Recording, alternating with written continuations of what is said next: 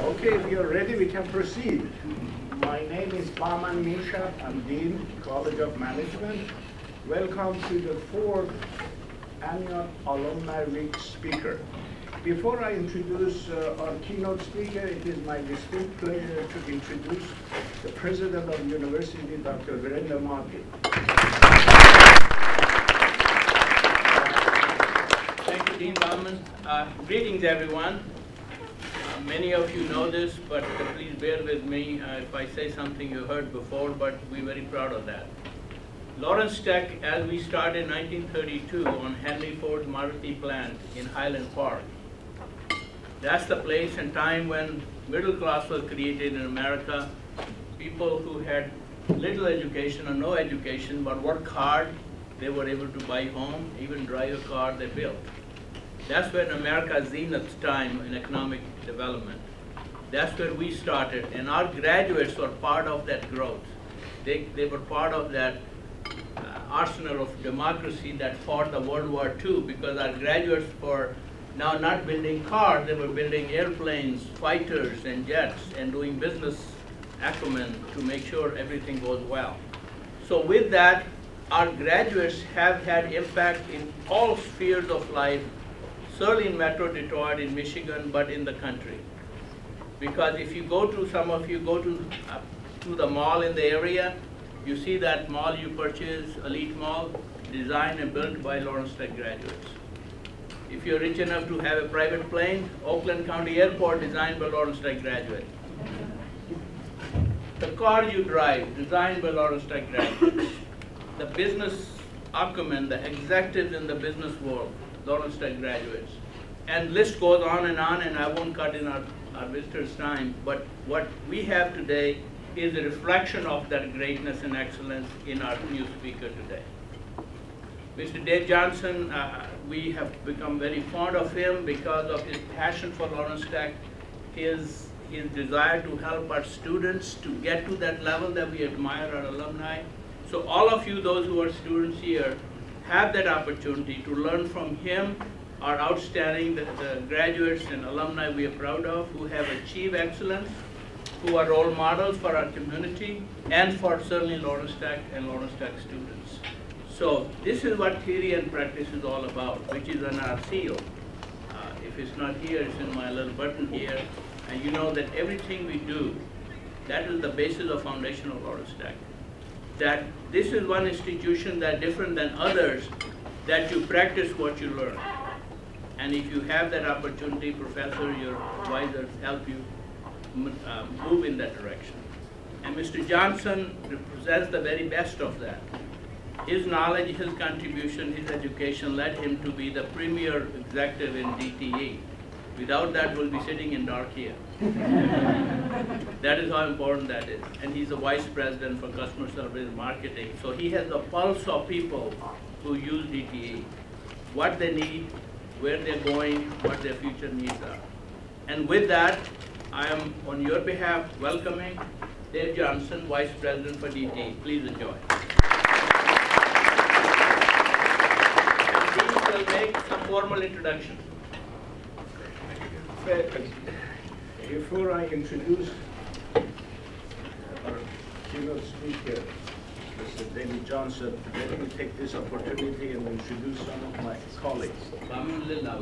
Oh yes, before I introduce Mr. David Johnson, let me take this opportunity and introduce a few of my colleagues. By the way, for our students, as you know, we have also the second person in the line of command, Dr. Maria Vaz, our provost. Dr. Sri Rakavan, as you know, Dr. Sri Rakavan is a professor in the College of Management. You know, Mark, of course, Mark was with the development office. You have Dr. Tu Zhang, Tony.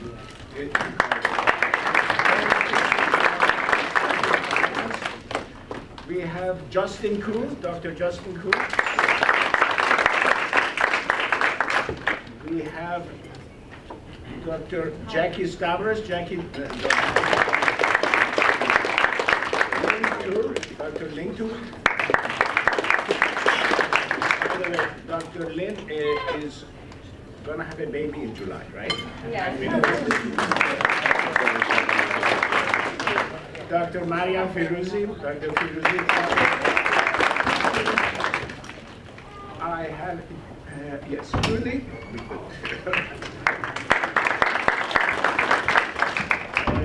Mina does not need an introduction.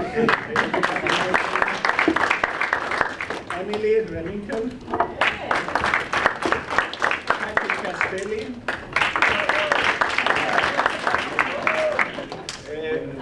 Dr. Matt Cole. Never to outdo my dean, but that's Howard Davis, so thank you, Howard. And this is Mark Buckley, so thank you, Mark. But I love you, Don. I want to make sure that you know. And Mariana is here, of course. Oh, Donna is back there. Oh my God, Donna. Stephanie and Marisha. Oh yes, Mark. Now, also, this lunch is sponsored by a member of our advisory board, Dr. Arman Ash, and he could not make it today, but I'm grateful to him for sponsoring this lunch. And we have also one more special guest here. Yesterday, Dr. Sri Rakawan brought to my office a gentleman which I have never met. And this gentleman is sitting up front, you know. Can you please stand up?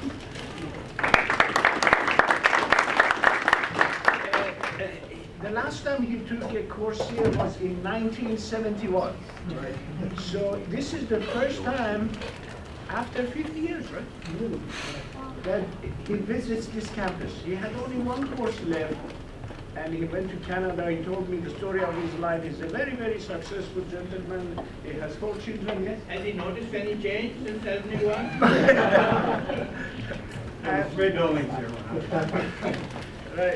Robert, you know, Becky Robert, you know, is chairman of the board of Tech Center, and president and founder of HE Services Engineering and Manufacturing Automotive Time and Suppliers.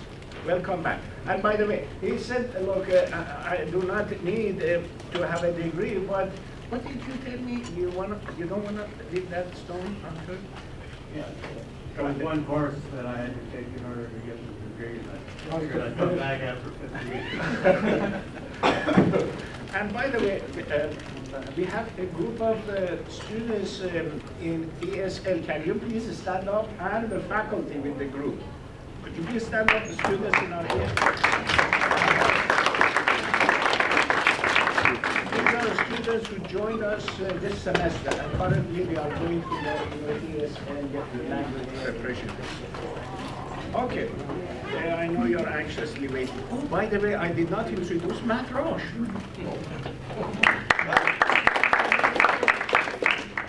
Okay, the goal of the College of Management Alumni Week is to have a week where we highlight the accomplishment and contributions of college alumni by inviting them back to the school to share their knowledge and experience with our current students. Each class will be attended by an alumnus who makes a presentation to the students in the class on a topic related to that class. As I said, it's the 4th Alumni Week of College of Management. One of the highlights of the Alumni Week celebration is a speech delivered by a keynote speaker. It is my distinct pleasure to introduce to you this year's keynote speaker, Mr. David Johnson, a 1992 BSBA graduate of the college. David is Vice President of Consumer Service and Marketing for DTE Electric, an electric utility serving 2.1 million customers in southeastern Michigan, and DTE Gas, a natural gas utility which provides services to 1.2 million homes and businesses in Michigan. Both are operating units of DTE Energy, a diversified energy company involved in the development and management of energy-related business and services nationwide. The DTE Energy portfolio also includes non-utility energy business focused on power and industrial projects, natural gas pipeline, gathering and storage, and energy marketing and trading. Mr. Johnson is responsible for leading day-to-day customer service operation, which includes call customers, business offices, billing, and meter reading services. I told him that I have not this month get my bill, and he said, he may do something.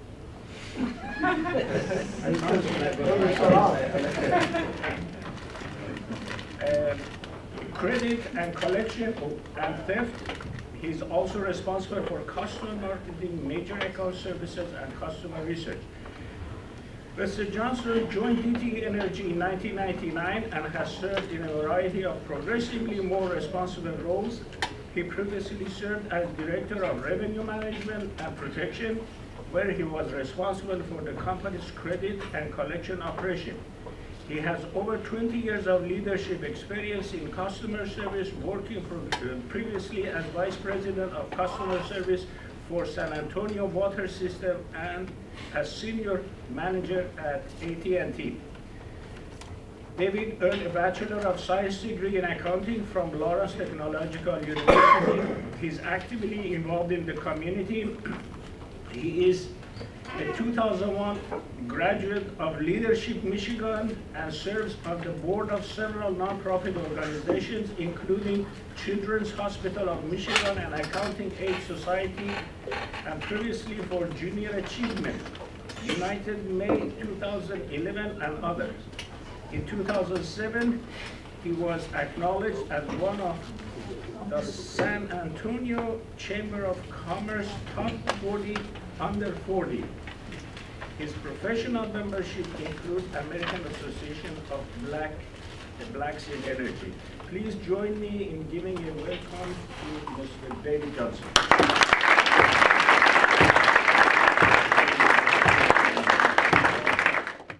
Well, good afternoon. Good afternoon. Good afternoon. All right, now I feel the love, right? So the energy I give you today, no pun intended, because I do work for the company, will be the energy that you return to me. So I'm going to ask that you work with me this afternoon. Is that a fair request? Yes. All right, so then let's try it one more time. Good afternoon. Good afternoon. All right, that's what I'm talking about. First of all, I want to say thank you to Dr. McGill. Thank you so much. I appreciate you having me. It's a real pleasure. And your entire staff. I mean, everybody here is wonderful. This is quite the homecoming for me. It's been too long. I mean, I've been interacting with the university, but this is the first time that I've actually had the opportunity to formally speak and address some of the students here. So this is a real pleasure. The introduction was overly kind, talking about some of the things that I have going on in my world today. And I really enjoy what I do. I'm real passionate about what I do. And hopefully you'll feel some of that passion today as I'm talking to you about a couple of things. The two things, you know, you're right on time. Come on up here. I shouldn't have done that, right? So I'm going to talk to you about a couple of things today. Two primary things that people forget about sometimes. Number one is relationships, right? Relationships that you have at school, relationships that you have outside of these walls, the relationships that are going to be important to you as you pursue your careers and you get into the business world. So I'm going to spend a little time talking about that. The second thing that I want to talk to you about today, that tends to be a question that I get asked all the time being an executive for a Fortune 500 company, is what do executives look for in their good employees? What are some of the attributes? What are some of the characteristics of good employees? So if that meets your needs, I'd like to spend some time talking about those two things. How's that sound? Great. Fantastic.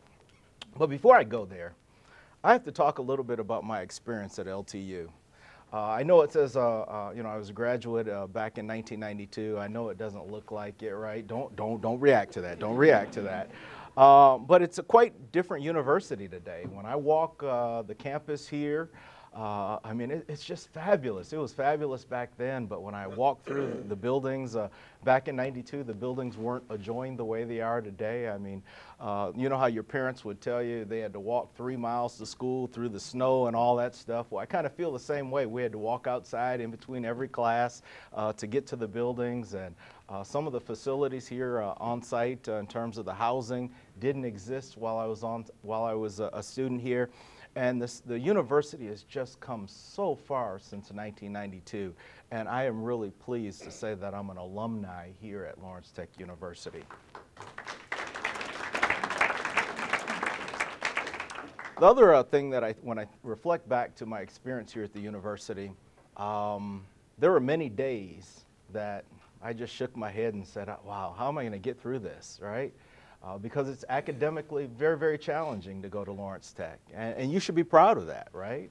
Everybody can't make it through, but you're some of the selected few that are working through the process, and each of you will do very well. Being here at Lawrence Tech provided me with a high level of discipline, right? You have to be disciplined to work through the program here, and so it's helped me throughout my entire career, the discipline that I learned here. I also learned how to be very focused, which has helped me. One thing that we forget about is collaboration and teaming. While I was at LTU, we spent a lot of time working on group projects. We worked on a lot of things where you couldn't be a solo act because you weren't going to be successful. You had to partner with somebody, or you had to partner with multiple people. And I'll tell you what, in the business world, the same thing exists. Every day you find yourself collaborating and partnering with others. And when I reflect back, again, as I reflect back, I think about those things quite frequently, and I learned a lot of those things right here. Another thing that I'll tell you, don't take for granted the person that sits next to you while you're going through your studies. You never know who that person's going to be or what role they're going to end up having one day in the future. As a matter of fact, a few of the employees that work for me today are folks that I sat right next to here in the School of Management. And so it's interesting how things come full circle. And we didn't know where we'd land back in the late 80s and in the early 90s. So don't take that for granted, because the next mayor of the city of Detroit might be sitting next to you. The next governor, the next CEO of a Fortune 500 company might be sitting right next to you right now. And that's one of the reasons why I want to talk to you guys about relationships. So if I hit you with the cliche that we've all heard, it says, it's not what you know, but it's who you know. Now, this is where the group participation comes in. Is that true or is that false? Let me read it to you one more time. It's not what you know, but who you know. What do you think about that? True. Dr. Mogil, did I lose everybody that fast? Put them in deep thinking. Oh, in deep thinking. I like that. You're a quick study. Any thoughts? Is that a true statement or a not so true statement? Yes. It's true and not quite true, because you need both. So I hear up front, it's true, but it's also false because you need both. Any other thoughts or reactions? Yes. If you know the right people, then they can teach you what you need to know to be successful. If you know the right people, they can treat you what you know to be successful. That's interesting as well. Any other thoughts? Yes. You can look at it of what you know, who you know, and who knows you. What you know, who you know, and who knows you. Okay, I'll take one more. Yes. You know, who knows who, and how you get to know them. And how you get to know them. That's very, very interesting. Anybody want to add to that? That would be a different And I'll tell you what, all of those things are very true, but you have to bundle those things together. Let me tell you, there are many, many, many people that are much smarter than I that work at DT Energy. There's 10,000 men and women there, and many of them are much smarter than Dave Johnson. I have people that retire after 25 and 30 years, and they say, you know what, I'm still sitting in the same seat that I started the company with 30 years later. What happened? How come I never advanced? How come my career never went forward? I'm very smart, I'm a subject matter expert around what I do. What happened? And one of the things that people have taken for granted is the power of adding in relationships. So as we think about relationships, they come in a lot of different forms and fashions, right? One relationship that many of us have is with family members, right? We all have that basic relationship. As you expand that circle, because your family tends to be that inner circle, as you expand that circle and make it a little bit bigger, you start bringing in your close friends, right? Many of us have close friends that are in that next layer of the circle. The next ring around that is one that I will spend a little time with in a moment here, but that broader circle is where you start adding in your regular friends that might not be your best buddies, or as you guys call them, BFFs, right? That next ring of folks might be people that might be your mentor, could be a spiritual leader that provides you with guidance. That next ring could be a doctor, in my case, an accountant and a lawyer, and many others in that next ring. And in that final ring, as you broaden it a little bit bigger, in that outer circle is your classmates, at work, your colleagues, other acquaintances that you have. All of these people make up parts of your inner circle all the way out to your outer circle. You have relationships in different forms and fashions with each one of these individuals. And so one of the things that I'd like to challenge you to think about, all of these folks have some type of influence on your academic success. They'll also have some form of influence on your business success when you make it into the work world. In my career, one of the things that I found very, very important is the value of these relationships and the value that they bring. Now, I'm going to say something very controversial to you guys, and some people will agree with me, which is great. Some folks may disagree with me. But when I say I'm going to be controversial, what I'm going to say to you today is don't waste your time on relationships that add no value. Let me say that again. Don't waste your time on relationships that add no value. And I want you to take a moment to think about that. The other piece that I want you to think about when it comes to relationships, that they take time. The best relationships take time. They take effort and lots of energy. Now, let me caution you, because I too have a 20-year-old son, and he goes to one of the universities on the other side of the state.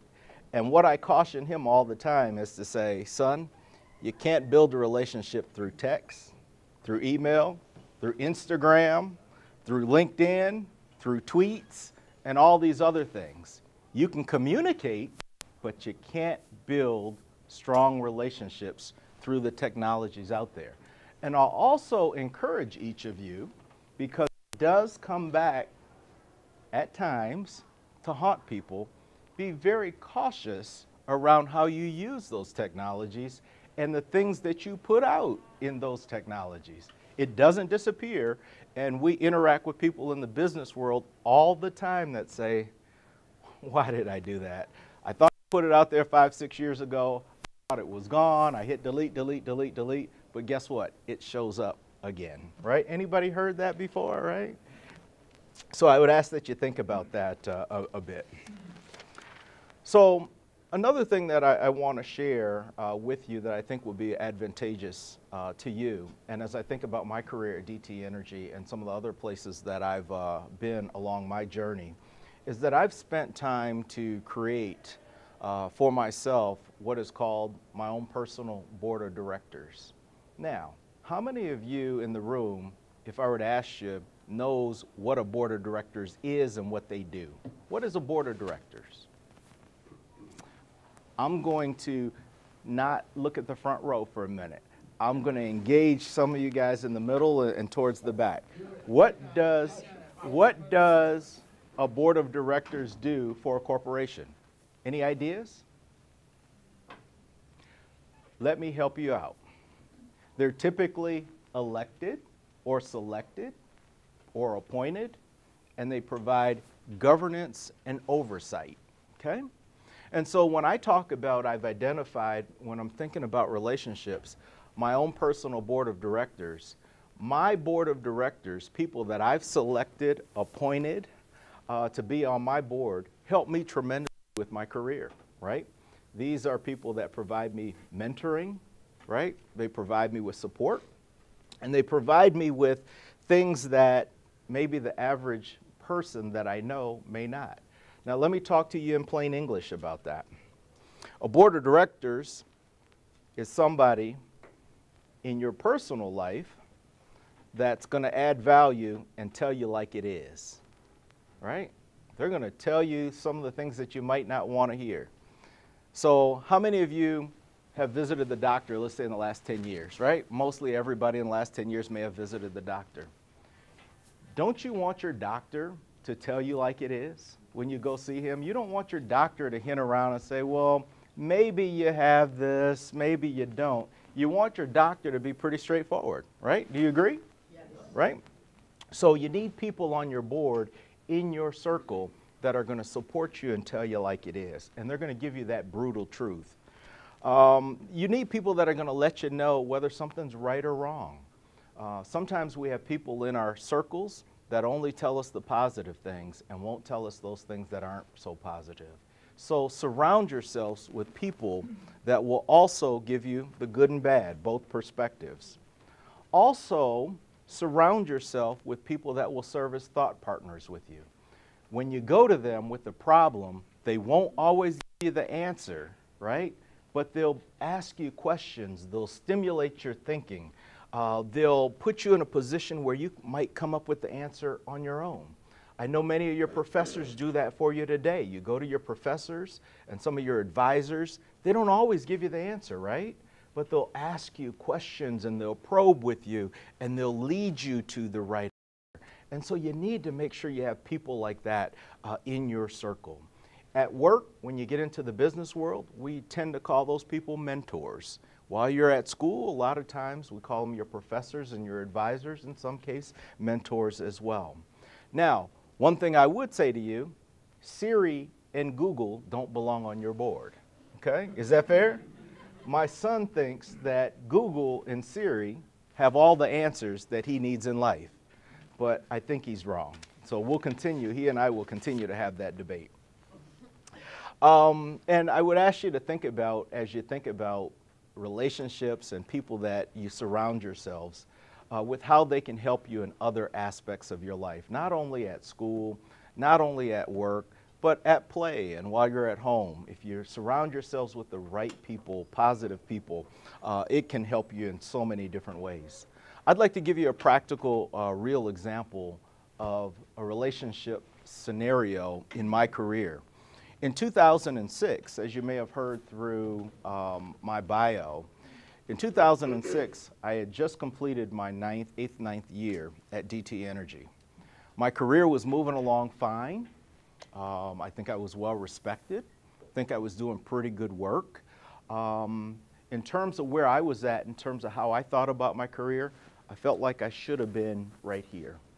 When I talked to my leaders and people that were evaluating, people that were the decision makers, they said, yeah, Dave, we think you should be there as well, but just not yet, right? We're going to work and we're going to try to put some things in place for you, but be patient. Had that conversation 5, 6, 7 times. Be patient. Got to a certain point in my career where I said, you know what? I can no longer be patient. I'd like to pursue something else. Now, here's one lesson that I'd like you to be aware of. I could have very easily said to DT Energy, I'm going somewhere else, excuse my language, screw you, right? And I've gotten a new executive appointment down in Texas, so long, goodbye, and never look back, right? That would have been the biggest mistake of my career. Instead, I took it as an opportunity. I talked to the company about, amongst the people that I had relationships with, I talked to them about the things that I was doing, why I was doing it. We came to an understanding. Within 6 months of me leaving DT Energy, moving down to Texas, I received a phone call. Guess who it was? DT Energy, saying, will you come back, right? Those relationships were still strong. Guess what I told them? Yes.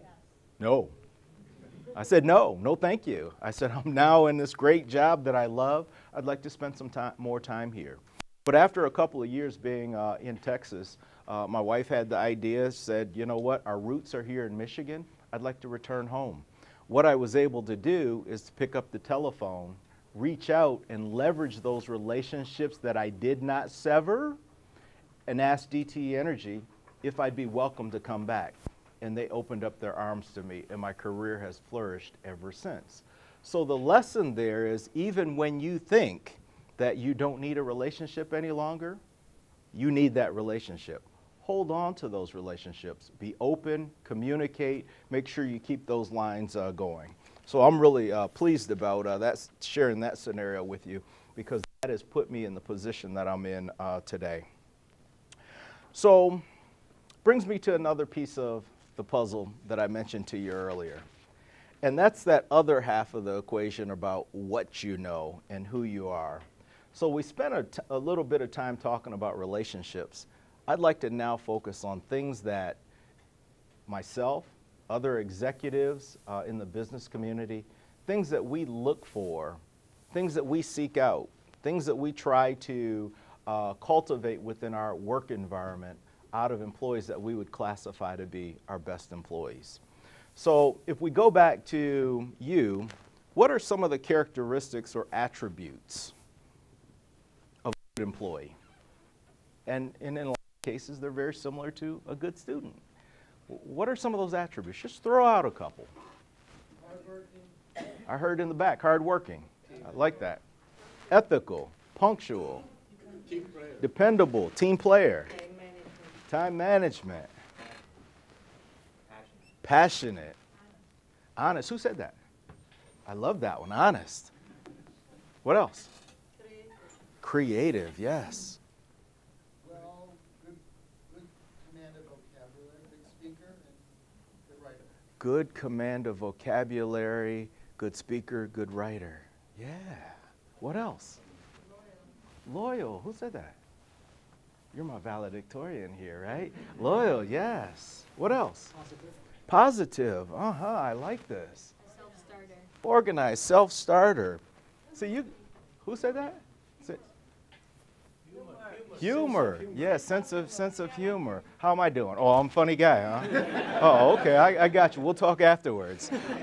Yeah, having a sense of humor, being humorous, being what we would call it in the work world, being engaging, where people can connect with you is really, really important.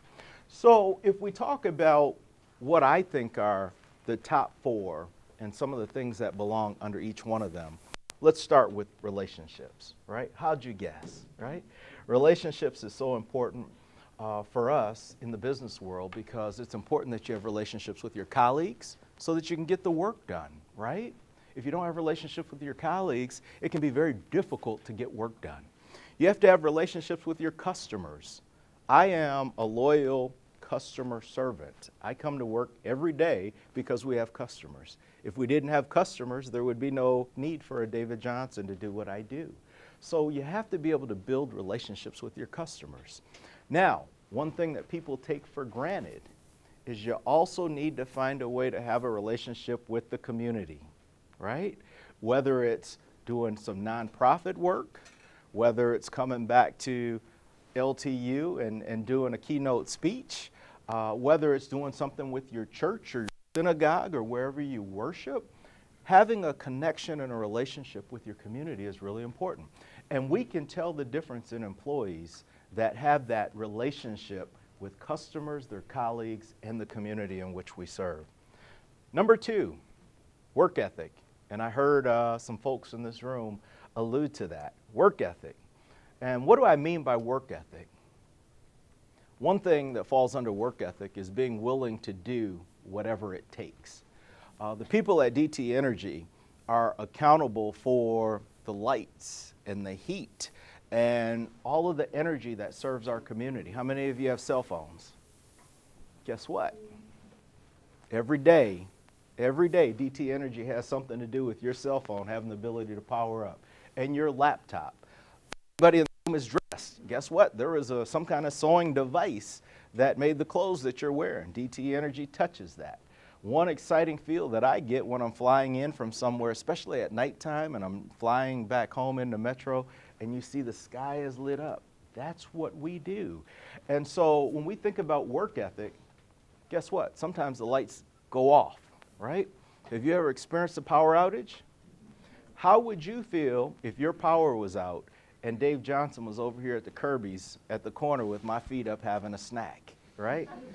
You would expect Dave Johnson working at DT Energy to be at DT Energy trying to solve your problem, correct? Or maybe not. You guys cutting me some slack? It's okay to have a power outage, right? So you would expect our employees to have a work ethic to say, you know what, the power went out at 2 o'clock in the morning, doggone it, I was just in the middle of my REM sleep, I got to get out of bed, I got to leave my family behind, and I got to go to work. That's a part of having a good, strong work ethic, right? Other pieces of work ethic is people that stay focused. We talked about that. People that achieve results, right? It's good to have a good work ethic, but if you don't know how to achieve results, it can be all for naught. People that hold themselves accountable. Each of you as students here at LTU, the reason why you're here today is not because your parents showed up and brought you here today, not because somebody, a chaperone or somebody insists that you be here today. You're holding yourself accountable to pursue and achieve your education. So that's what I mean when I say work ethic. The third thing that we look at, the third big one that we look at, and we started to talk about it a bit, is knowledge. What you know. Remember we said earlier, I asked the question, is who you know enough? And you guys pushed back and challenged me and said, Dave, who you know is not enough. It's also what you know, as well as some other things. So you hit the nail on the head. Knowledge is also important. You need to be well trained, right? You need to be academically sound. So the fact that you guys made the choice to come to LTU tells me that you already figured that piece out. You have to be academically sound, right? You have to be in a mode of always learning. When I sat in the chairs that you're sitting in today, I thought when I graduated, that was it. I did not have to study. I didn't have to learn another thing because guess what? I knew it all, right? At least I thought I did. But that's not the case because even when you pursue your career, things continue to evolve and change every single day. In 1992, the cell phone, if I can talk your language for a minute, the cell phone that I was rocking, right, was a big one on a bag that I carried across my shoulder, right? Many of you don't even know what I'm talking about, do you, right? Now the cell phones that you carry are very, very different. Now, I could probably get somebody to program that old cell phone if I still have it and be walking around, but you guys would look at me like I had lost my mind, right? So we're constantly always learning and trying to stay ahead of the curve because if you're not always in learning mode, you certainly will get left behind, okay? So what was the first one that I talked about? Relationships. And, oh, by the way, some of my employees are here in the room, but I won't call them out. Relationships. What's the second one I talked about? Am I losing you guys? Work ethic. So what was the first one? Relationships, right? And we spent a lot of time on that. Number 2 is what? Work ethic, right? And then number 3 was what? This side is doing much better than this side. All right. So I need you guys to stay quiet for a minute. What's number 1? Thank you. Number 2? Work ethic. And number 3? Uh-oh. Number 3? Knowledge. All right. So the last one that I'll talk about as we talk about things that we look for in good employees is character. Now, I heard somebody mention it when I was asking earlier, but character is really important. And we don't always talk about character when we talk about things that are important. So what does character mean? Values. Truthful. Integrity. Loyalty. Honesty. Who you are, absolutely. Personality. So all those things are a part of character. And the way I would classify it is how you conduct yourself and how you show up, right? That's a part of your character. Think about that. How do you show up? Even while you're a student here at LTU, how do you show up each and every day amongst your peers, right? Because how you're showing up today is probably an indication on how you're going to show up in the workplace in a few years from now. So start thinking about your character and how you show up today. Under character, also, integrity. Integrity. You probably have heard people say the decisions that you're willing to make when no one's in the room, right? That helps to show what you're all about. Do you have integrity? High moral values. Now, we all have different value systems in one form or another, and that's okay. But do you have a value system, right? And so it's important that you have a value system. Do you care about others, right? Good employees care about their colleagues. Good employees care about the well-being of those sitting next to them. I think good students, I think the same thing applies. Good students care about the well-being of others in the classroom, right? And attitude. Attitude. How ambiguous is that, right? What does it mean you need to have attitude? And attitude's a part of your character, right? How you think about things, right? There are people, maybe it's just me, but sometimes you run into people during your course of doing our daily lives, and they're always negative. Always negative, right? The glass is always half full. If they could find fault in something, they're going to point it out. It doesn't matter what it is. Sometimes you run across people that are overly positive, right? They see the world with rose-colored glasses, right? And they miss reality because they're so far this way. So I've just given you two extremes, somebody that's just always negative and somebody that's overly positive. And I think there's a sweet spot there in the middle. There should be a nice balance there in the middle. And when I think about it, there was a story that was shared with me. And this may sound interesting to you, but there was a shoemaker in the middle of Kansas, out in the middle of no man's land, in a small town. And he had a niche with what he did because he made custom shoes, right? So everybody's now looking down at my feet. No, these aren't custom shoes, right? But he was in the middle of nowhere, right? And he had his customers and his clients that would come to see him regularly. Well, the world was changing, and the economy started to hit rock bottom in this small town. And the business to his right and the business to his left, they both went out of business. And when they went out of business, now there's this shoemaker and these empty, vacant buildings right beside him. I mean, right in the same strip mall. So what happened, about 6 months into this, a business moved in right next door to the shoemaker. Guess what? It was another shoemaker. And the shoemaker puts up this huge sign on top of his new building that says, the lowest prices around.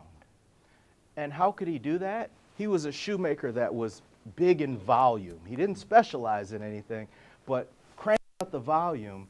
And when you have a lot of volume and can push out a lot of volume, you can tend to push your prices down and have the lowest cost. So he put up this big sign saying lowest prices. So the shoemaker that had been there is thinking, oh my goodness, doom and gloom now. This guy is promoting lowest prices. Shortly thereafter, to the left of him, on the other side, another business moved in. Guess who moved in? Another shoemaker. You got it, another shoemaker. And that shoemaker put up a sign that said what? Highest quality around. Can't be beat, right? So on one side, he now has this big sign saying lowest prices. On the other side, this new business comes in and says highest quality. What's the shoemaker to do now? Sell socks. He says sell socks, right? I guess that's an option, right? He could have folded up his doors and said, I can't win. He has the lowest prices and the best quality to the left. What can I do now? Guess what he did? He put up a sign on the front building and said, main entrance. Think about it. So, ladies and gentlemen, my question to you is, are you the shop owner with a great attitude, or you're that negative person that we talked about, or that person that operates with rose-colored glasses? I'd like to say to you guys, man, I could stand up here and talk to you for the next 3 or 4 hours, just that passionate about these topics. It's really, really important.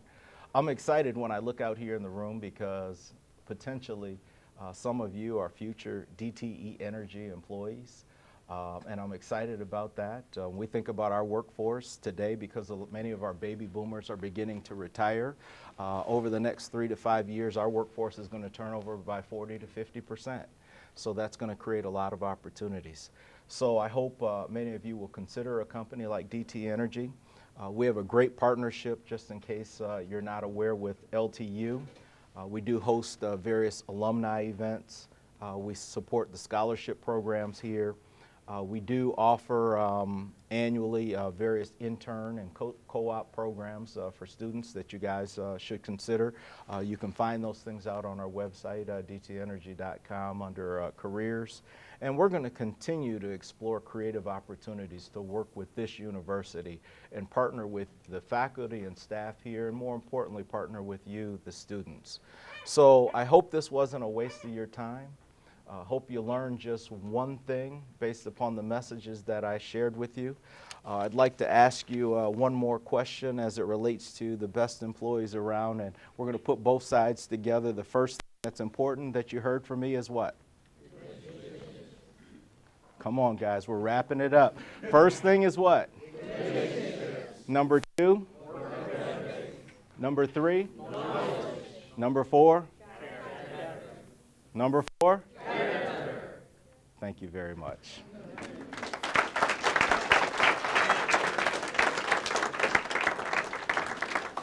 We have time for questions. Floor belongs to you if you want to ask questions. Maybe? Sure. The 4 items that you just articulated and went through, how did those 4 elements help you as DTE win the Gallup Great Workplace Award 3 consecutive years? Oh wow, you would think you're a plant for me, Mark. Yes, we have won the Gallup Great Workplace 3 consecutive years in a row. There's been only 3 other companies around the world, not in the United States, around the world that's ever done that. And we're the only utility, of course, in the United States that ever make that happen. A couple things is that we think about is we like to create a great environment for our employees. We've invested several $1 million in our campus as well as our off-site facilities to make sure that our premise is someplace people feel good about when they show up each and every day. We just installed a brand new state-of-the-art workout facility that's the size of one of our complete floors. That's absolutely phenomenal for our employees, and we have a health and wellness center there with medical facilities right on site. Other things that we're doing, we're renovating every single floor, bringing them up to date. If you walked in our building 5 or 6 years ago, you'd say, it's just kind of, plain. Well, we're on the same journey as LTU. We know that we have to invest in our infrastructure to make sure that the folks feel good about being there. So we've done that. But that's just the hardware. That's the superficial stuff around the sides. More importantly, it comes from our employees and our leadership and the commitment that we have to our customers. No one wants to work someplace where you feel ashamed of the products and services that you provide, you feel ashamed of this type of support and the service that you provide to our customers. And what we found that our employees are willing to rally around, we've made a commitment to them a couple things. You don't hear DTE Energy doing layoffs. We've made a commitment to our employees. If we make it happen, we'll work really, real hard to make sure we keep everybody working. Number 2, one thing that we've done to our employees we're done with our employees is said, hey, you know what? It's not all about leaders all the time coming up with ideas. Many of the things that we do at DTE Energy come from our frontline employees, and they work their way up. So we have what we call a CI culture, and that allows everybody to have input and provide their thoughts and perspectives around how we operate our business. And I could go on and on and on and on, but there's a whole series of things that we've done as a company to achieve that Gallup Top Workplace 3 years in a row, and we're not satisfied with that. We think it should be a thing that happens in perpetuity, where it happens every single year. We think we should put ourselves in a position to win that every year, not just 3 years in a row. Thank you for that question, Mark. Yes? You sound like a corporate recruiter. Yeah, well, hey, I guess that's other duties as assigned on my job description, right? What type of positions and jobs are open? Well, in our summer internships and our co-ops, if you meet the qualifications as a student, and they're all online, we place our co-ops and our interns all over our enterprise, right? I'll bring in some into customer service and marketing, right? Some will actually go out with our account managers to visit customer sites and work with them.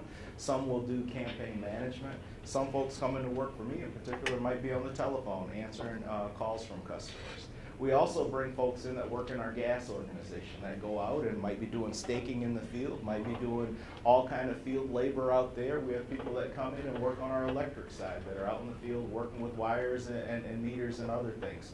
So there's not one specific thing that we offer to our co-ops and our students. When our students come in, they can go anywhere in our enterprise.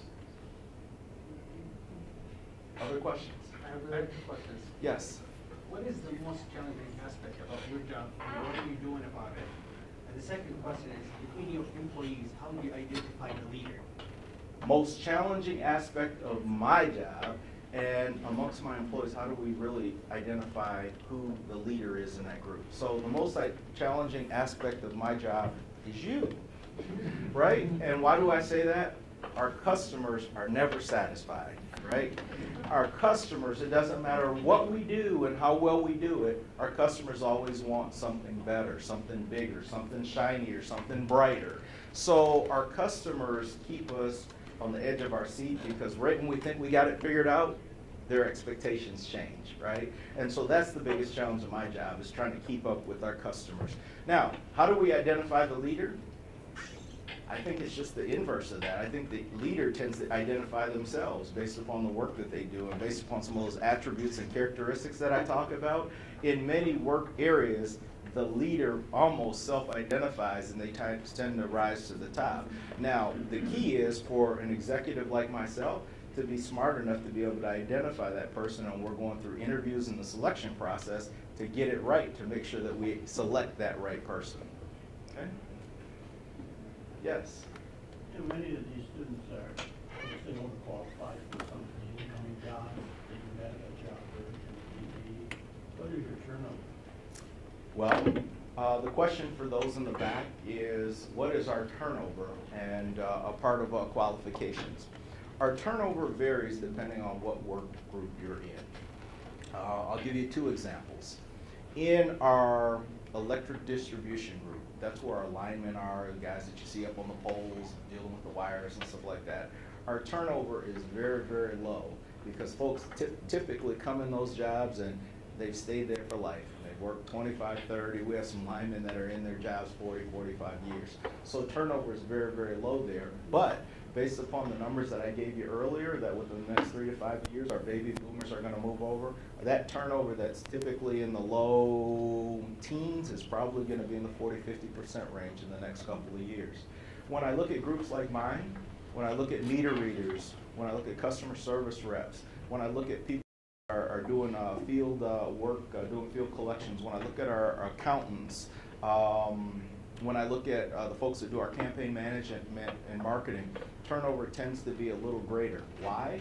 Because those are entry-level positions. People come into those positions to get their feet in the door, get their foot in the door, and then they stay there for 6, 12, 18 months. The next thing you know, they're applying for some other great opportunity within the enterprise. So that keeps our turnover in some of those work groups relatively high. Do you have anybody with 5 years of college reading meters? I have people with PhDs answering telephones.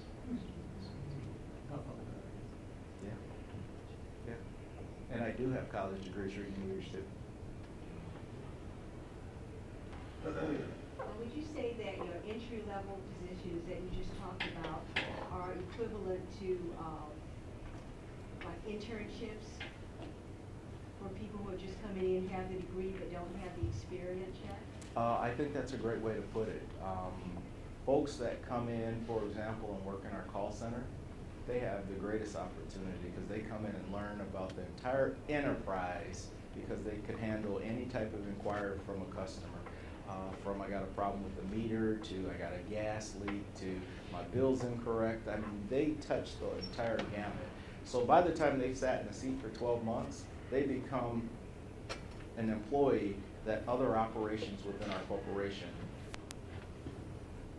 pursue. And the reason why they pursue them is because they know a lot about the business. So it's great sometimes if you can't come in at the level that you think you want to come in. Sometimes you got to come in and pay your dues for 6 months, 12 months, not just at DT Energy, any corporation that you go to. And that may put you in a position to latch on to that role that you've always wanted. Can you talk just a minute about your great leadership development programs and your employee engagement programs? Yeah, we do have a couple leadership development programs, and I'll just hit on one. We do have an advanced development program for our students that come in that are qualified for that program. And we put them in a 3-year cycle where they go to a variety, 4 or 5 different work areas.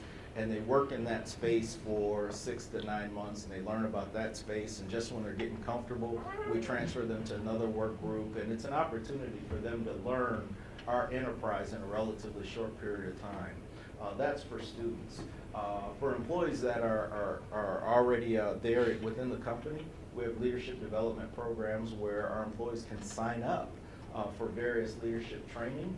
We have a curriculum rate on site that we teach, that we have trainers on site that teaches, which is a good thing. But I think the best leadership development program is the hands-on program. When you work for a leader that's a good leader, part of that leader's job and responsibility should be to cultivate and teach those that are coming behind them how to be a leader. So I think that's always the best of the best. Okay. Next question. David, I have one question. Yes. We have a large number of international students. Can they apply for internship, or do you hire students who are on student visa after they complete their education? We do, as long as they have the student visa. That's very, very important, right? So that's the requirement. And I love international students, and I love bringing in a high level of diversity into our workplace because it helps us to serve our customers better. A lot of our international students tend to be bilingual or trilingual or multilingual, and that's an advantage as well. Yes, anything else? How was this? Was this okay? It was Was it worth your time?